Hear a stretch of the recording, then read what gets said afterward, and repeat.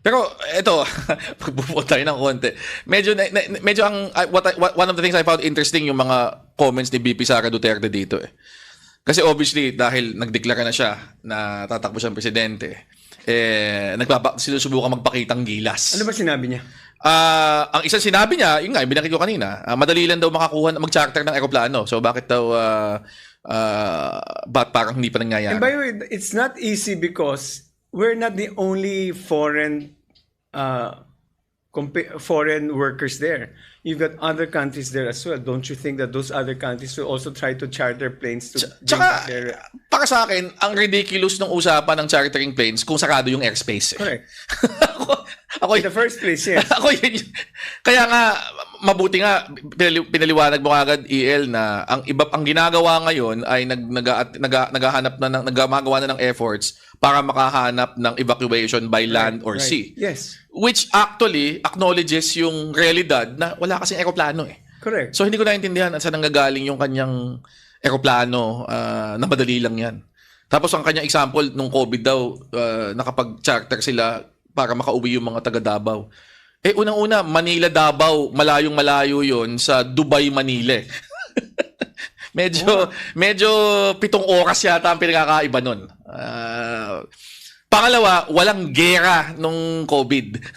hindi sarado airspace. That's a performative statement born largely of inexperience. Yeah, totoo. Diba? Pangalawa, ito medyo mas weird tong sinabi niyang to. Sabi niya, wala tayong nakikita na ginagawa ng administrasyon. Okay, I mean, opinion niya yun. At expected naman na sabihin niya yun. Pero ito yung weird. Ang sabi niya, ang banta ng gera, narinig na natin yan nung taong 2022 pa lang. Nakita na natin yan sa lahat ng mga believers. Lalong-lalo na yung mga galing sa mga foreign governments na meron silang tinitingnan na posibleng gera ng taon ng 2025. Sinong kausap nila? Si Madam Auring? Kaya nga eh. So, 2022 pa lang daw, dapat alam na natin na magkakagera sa Iran. Saan yan nakuha? Ewan ko. Di ba? Kasi kung alam na, kung alam pala ng buong mundo 3 years ago, di sana nakapaghanda na lahat. This diba? was stated in 2022? Sinabi niya to nung, kailan ba to? Nung isang kahapon yata. In 2022, she already knew that 2022. Sabi niya. Di ba kaibigan pa sila ni BBM? Oo nga, bakit di niya sinabi Bakit niya sinabi sa presidente? Na ayon sa aking bolang kristal, sa 2025 magkakagera ang US at Iran. Isipin mo ang presidente ng US noon hindi pa si Trump si Biden pa presidente noon. Pero na-predict na niya na 3 years in the future magkakaroon ng gera sa Iran at kailangan nating maghanda. Ito sa China mas malapit, wala siyang sinasabi kailan i-invade. Sinabi na ni Xi Jinping 2027, pero wala siyang salita rin doon sa China. Pero doon ako nagulat eh. Parang may bolang kristal eh. Parang gera nga eh. Di ba? Parang di ba sa batas, kasama ang gera sa listahan ng mga tinatawag natin ng force majeure. Di ba? Yung mga hindi inaasahang mangyayari. Di ba? Nangyari, hindi mo inaasahan. Pero siya pala, 3 years ago. Mas talo niya si Nostradamus, siya si Nostra Sara. Ano nga, Inday Auring eh. Ewan ko. Diba? Mukhang may invento tayong pangalan ngayon. Pero medyo na ano talaga ako nung narinig ko to parang paano niya nalaman yun? Oo nga. At kung alam pala niya noong 2020, di sana sinabi na niya yan sa ating alam lahat. Ko na. Di ba? Mag-Senate hearing tayo. Dapat sinabi na niya sa gobyerno noon, ngayon pala, tsaka hindi lang sa gobyerno, sinabi niya sa lahat ng Pilipino, ngayon pa lang. Maganda na kayo. Di ba? Kasi sa 2025, magkakagera, tataas ang presyo ng langis. 2026. Mali hula niya. Sabi niya 2025 Oo nga. 2025, 2026. Di ba? Mali ng isang taon. So, dapat last year pa pala. Baka na-delay dahil nagka-impeachment. Baka nakausap niya si Trump. Baka. Pero, playtime to Ako lang, parang, sa akin, ang punto ko lang ganito. Parang gets naman namin, tumatakbo si BP Sara, kailangan niyang magpakitang gilas. Pero, meron namang mga puna na tingin kong mas may laman eh. Mas merong tinutungtungan eh. Halimbawa, at least yung concern na sinabi mo kanina ni-raise ni Senator Tulfo, Kung meron talaga nag-report sa kanya na hindi sumasagot ng mga hotline, yun ang lihitimong puna na kailangang panagutan, 'di ba, ng ating pamahalaan at bigyan ng eksplanasyon. Pero yung ganitong klaseng 2022 pa lang, alam ko na mangyayari ito. Ewan ko parang medyo lutang ng konti eh. When did you say that? I mean, Ewan ko. Sabi ko nga sa'yo, gusto lang na maipakita na mas kaya kong gawin yung trabahong ito kung ako yung nandyan. Pero yung ipag-claim mo na meron kang parang mga kakayahang tumingin sa bolang kristal at malalaman mo mangyayari sa kinabukasan, ewan ko na lang. pero sa tingin ko, hindi gagawin niya, hindi yan suggestion ng Singaporean PR firm sa kanya.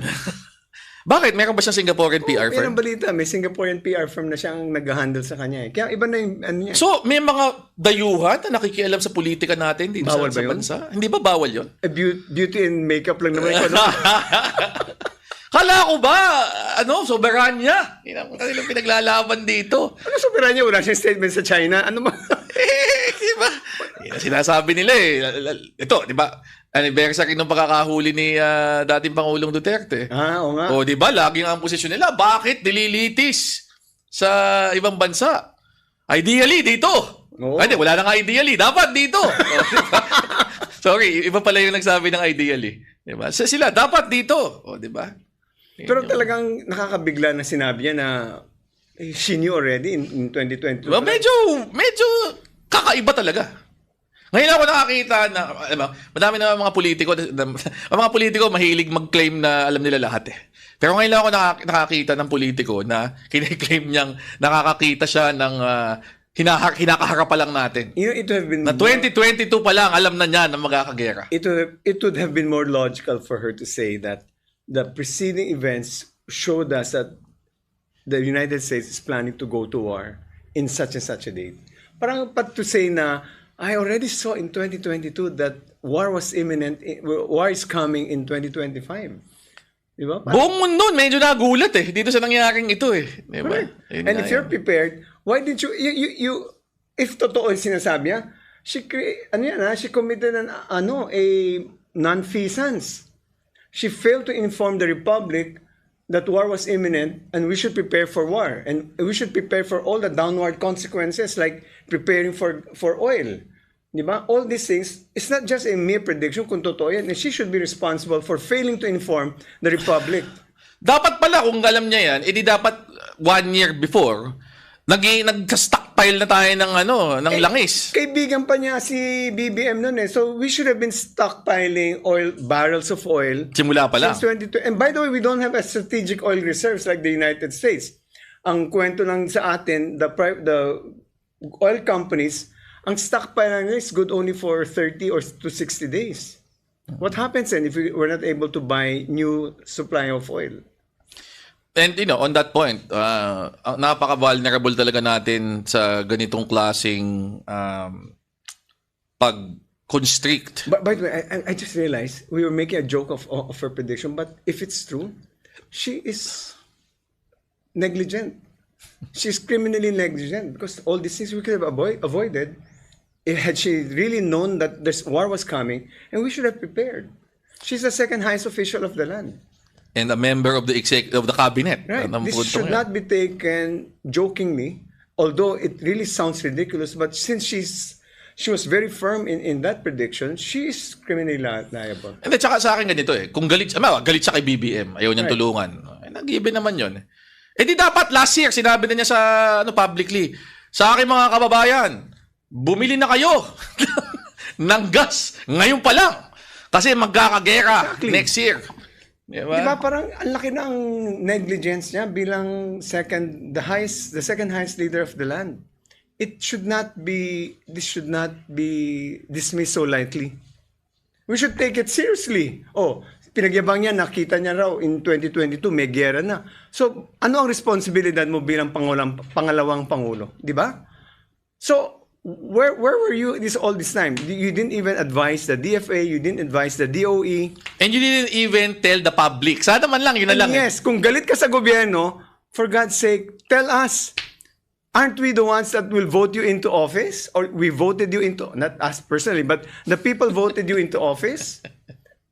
and you repay us without telling us that this is going to happen, don't you think you are criminally and officially irresponsible and negligent of failing to perform your duties and warning us, assuming you have the gift of ESP? My goodness. Ganun nga eh. Yun ang sabi ko yan ang problema pag gusto lang magpabida ng konti na hindi masyado napapag-isipan. Parang sinabi ni Ping Lacson kagabi, pabida.